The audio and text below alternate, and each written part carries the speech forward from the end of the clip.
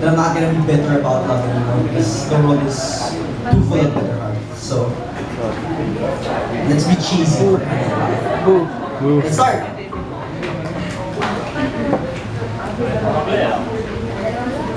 When I asked you for a chai latte, what I meant to say was, I was walking past and I saw you by the window. I only came in here because I had to know what your voice sounded like. But instead of saying that, I just got really nervous and ordered the first thing on the menu. I don't even know what the fuck chai is. Or a latte for that matter. Because you know when God made you, He cussed for the first time. He turned to an angel, gave him a high five and said, "God damn, I'm good." Because you were that beautiful. And I've spent the last 5 days trying to think how I'm going to introduce myself to you, and I think I've finally figured it out. It's going to be something like, "Hi." And that's all I got so far. But I think it's a good start. Because you see, I want that my friends think I'm crazy kind of love. That reckless kind of love, that wake up early, make you breakfast kind of love, that can open my life and look, you gotta see this kind of love, forget the shallow stuff. I want the deepest kind of love, that stay up late and tell you all my secrets kind of love, that every time I see you, I fall in pieces kind of love, that stand next to me kind of love, because you already know that you are my destiny kind of love, that no matter what happens, you always get the best of me kind of love, that the world gets my heart and my mind, but you always get the best of me kind of love, that invest in me kind of love, because you already know that I'm invested in you kind of love, that you come home upset, you ain't got to say nothing, I already know what to do kind of love. I want love. I want you to bite my lips until I can no longer speak. And suck my ex-girlfriend's name out of my mouth just to make sure that she never comes up in our conversations. I want you to come to me like an afternoon. Come to me slowly, as if you were a broken sunset with a lazy sky on your shoulders. If you let me be your sunlight, I promise that I will penetrate your darkness until you speak in angel wings. Pull me close to you, tell me that you love me, and scratch your future into my back just so that I can be everything that you live for. I promise that I will die for you daily and resurrect in your screams. I promise that I will love you. I will love you as if it's the only thing that I've ever done correctly. And I'm not even a love poet.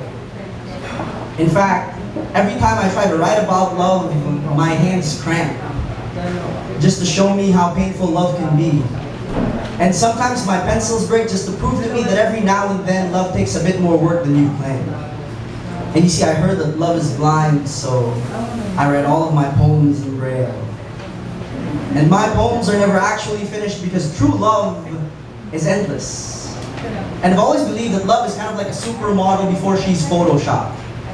It's pure and imperfect, just the way that God intended. I'm not really a love poet. But if I wake up tomorrow morning and decide that I really want to write about love, my first poem, it'll be about you. About how I love you the same way that I learned how to ride a bike. Scared, but reckless, with no training wheels or elbow pads, so my scars can tell the story of how I felt for you. If I was a love poet, I'd write about how I see your face in every cloud and your reflection in every window. You see, because I must have written about 1,000,000 poems, hoping that somehow, some way, maybe you'll come out of the page and be closer to me. Because if you were here right now, I would massage your back into your skin, sing songs that your lips don't even know the words to. Until your heartbeat sounds like my last name and you smile like the Pacific Ocean. I want to drink the sunlight in your skin. If I was a love poet, I'd write about how you have the audacity to be beautiful even on days when everything around you is ugly. I'd write about your eyelashes and how they're like violin strings that play symphonies every time you blink. And if I was a love poet, I'd write about how I'm not in front of you like an ice sculpture every time I hear the vibration in your voice. And whenever I see your name on my caller ID, my heart, it plays hopscotch inside of my chest. It climbs onto my ribs like monkey bars, and I feel like a child all over again. And I know that this sounds strange, but every now and then I find myself praying to God and hoping that He turns you back into one of my ribs just so that I can never spend an entire day without you. I swear, I'm not a love poet. But if I was to wake up tomorrow morning and decide that I really want to write about love, my first poem, I swear, it'll be about you. And after all of that, she was like, so how do you feel about me, bitch? So I told her, I want to be your ex-boyfriend's stuntman. I want to do everything that he never had the courage to do, like trust you.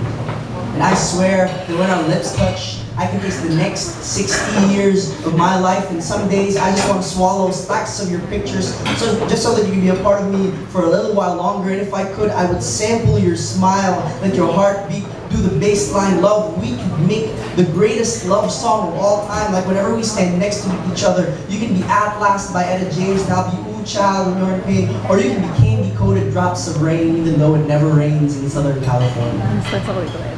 And together, we can be music. And when my friends ask if you're my girlfriend, I'd say no. She is my musician. And me, I'm her favorite song. Thank you.